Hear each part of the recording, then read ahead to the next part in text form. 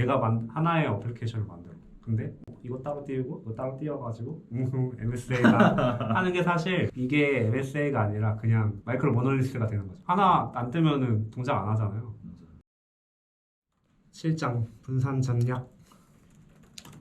여기 원격 및 로컬 인터페이스 보면은 이거 보고 좀 생각이 들었던 게 원격으로 사용할 객체 인터페이스는 같은 프로세스 내에서 로컬로 사용할 객체의 인터페이스와는 달라야 한다라고 하잖아요. 이 말은 무슨 말이냐면 결국에 우리가 아무리 추상화를 해도 리모트로 접근하는 거는 비용의 문제가 있기 때문에 인터페이스 형식이 달라져야 된다는 거거든요. 이제 저희가 요즘 아키텍처 같은 거 하면은 이제 레이어별로 완전 분리를 하잖아요. 그럼 이제 하위 레이어에 대한 지식은 없어야 된다 이런 거를 얘기를 하는데 예를 들어서 뭐 하위 레이어 구현체가 DB예요. 그러면 사실 단건 조회만 있어도 되잖아요. 단건 조회 여러 번 해도 그냥 물론 조금의 성능 차이는 있겠지만 한 번에 퀄리티 여러 개 달리는 거하고 크게 차이가 안 나는 경우가 있잖아요. PK나 UK로 조회를 한다고 쳤을 때. 근데 만약에 그 리모트 서버에 있어요. HTTP 요청으로 데이터를 긁고 와요. 그러면은 단건 조회 100번 하는 거랑 한 번에 100개 조회하는 게 차이가 엄청 크잖아요. 실제로도 저희가 이제 뭐 외부 클라이언트 만들 때도 예를 들어서 외부 서비스가 단건 조회만 만들어 놨어요. 근데 야, 이거 하니까 너무 느리다. 아니면 우리가 이거 막 멀티스레드로 병렬 요청하고 이런 거 구현해야 되는 게 너무 불편하잖아요. 그래서 해달라. 이거 막 get by id밖에 없는데 바디에 그냥 아이디 100개 실어가지고 조회할 수 있는 API 만들어줘 그렇게 하잖아요. 사실 그게 막 마음에 안 들지만 필요하잖아요. 결국에 필요하니까 만들게 되는데 이제 결국에 여기서 하는 말인 거죠. 원격으로 사용할 객체는 결국에 그만큼 비용이 드니까 인터페이스가 달라야 된다. 그래서 아까 여기서 얘기하는 게 어떤 가능 입자니 뭐 굵은 네, 입자니 맞아요. 굵은 입자가 결국 닥건 조회 이런 개념으로 말하는 것 같아요. 헤비하게 한 번에 가자.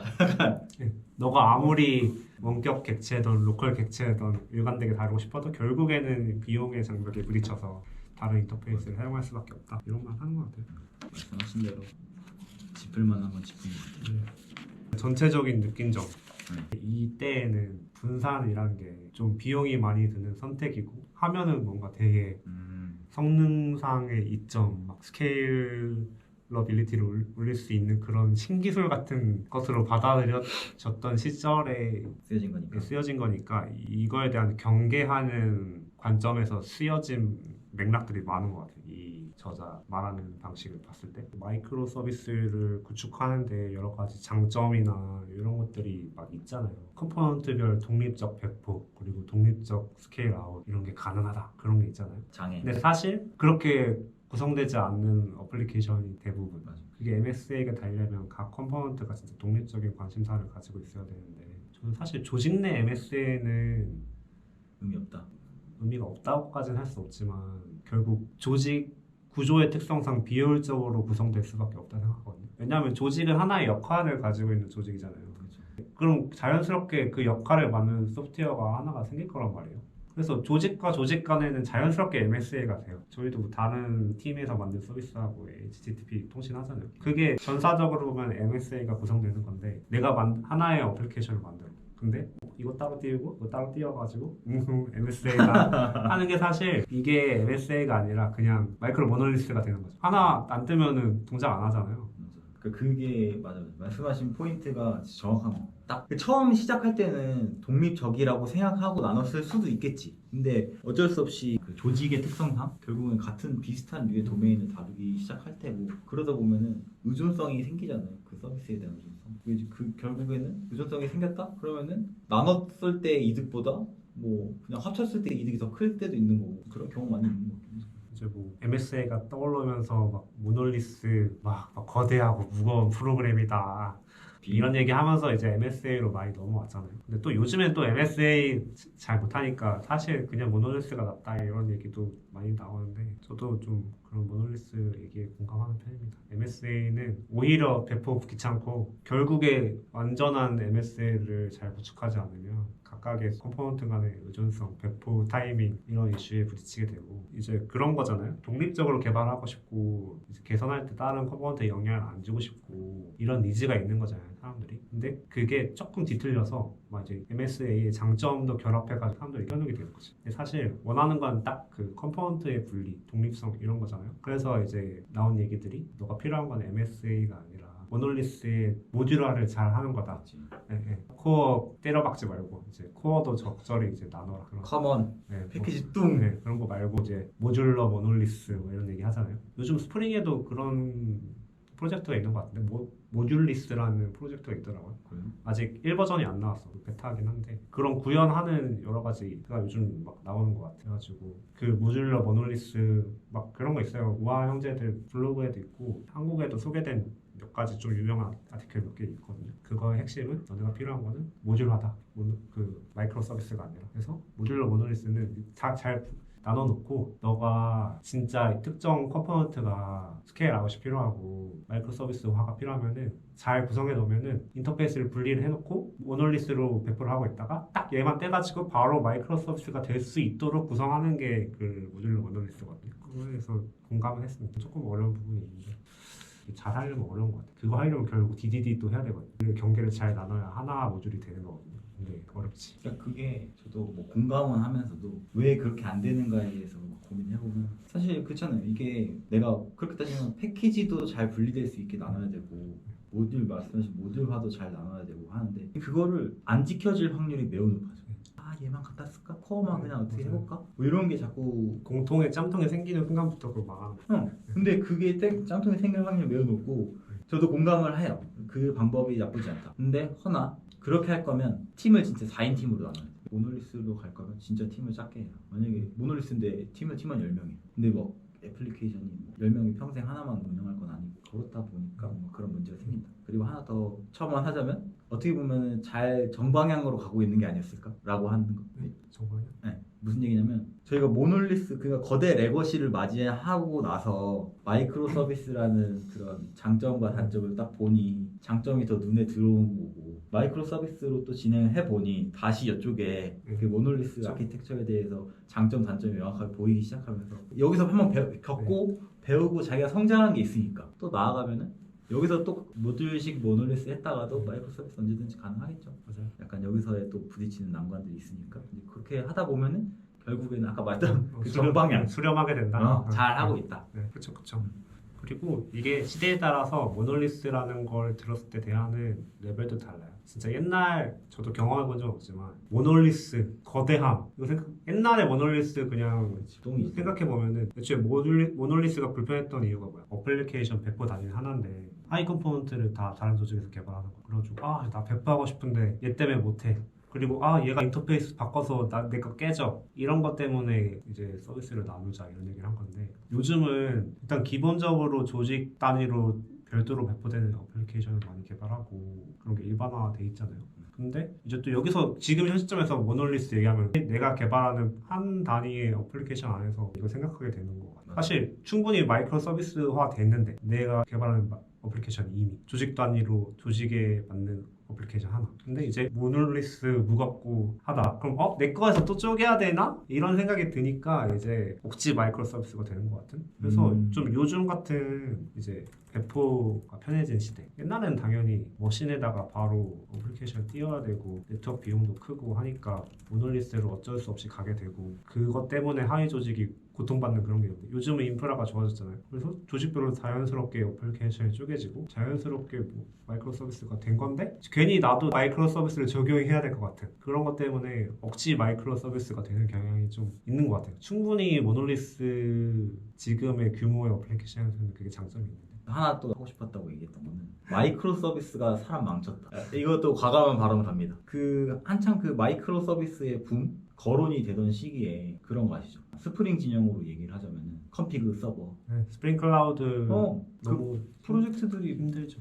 막 나오는 거야. 근데 그 기능 그 뭐야지 기술 그 기능들 당연히 필요할 것 같아. 막 서버 찾고 막 디스커버리 하고 막 서킷 브레이커 만들고 막 게이트웨이 필요할 것 같고 이런 그런 구성 요소에 대한 거 너무 많잖아요. 근데 말씀하신 거와 짬뽕 돼가지고 우리 팀에서 마이크로 서비스 갑니다.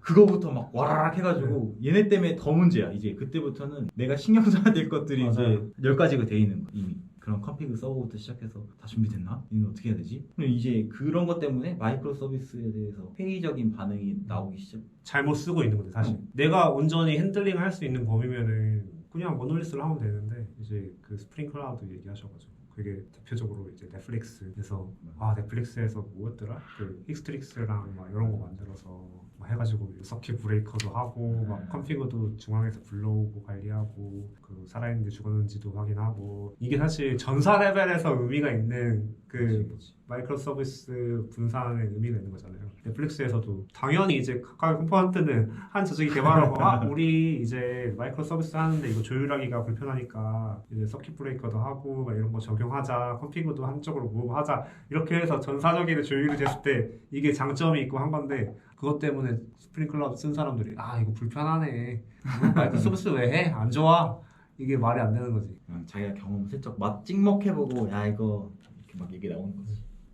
이제 뭐 컨테이너 이런 거 얘기를 하나 조금 더 하면 사실 도커로 쿠버네티스로 배포하는 거 편하긴 하거든. 편하잖아요. 근데 이제 자원이나 이런 관점에서 보면은 원래 쿠버네티스 쓰는 게 좀 안정성이나 장애 대응 이런 것도 있지만 자원을 효율적으로 쓰는 거잖아요. 근데 실제로 요즘 클러스터 쓰는 거 보면은 오히려 더 비효율적으로 자원 쓰는 것 같다.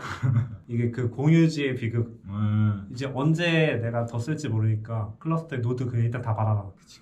노드 막 꾸역꾸역 다 쌓아놔. 근데 보면은 노드 사용률은 바닥치고 있거든요. 아예 파드 안 뜨는 노드도 있고. 20-30%막 이러지. 네네. 그리고 하나의 클러스터 안에서도 이것도 나눠야 돼. 안정성 있게 노드 그룹 나눠가지고 뭐 API 그룹, 뭐 컨슈머 그룹 해. 그러면은 한쪽에서 이게 부족해져요. 그러면은 한쪽은 놀아.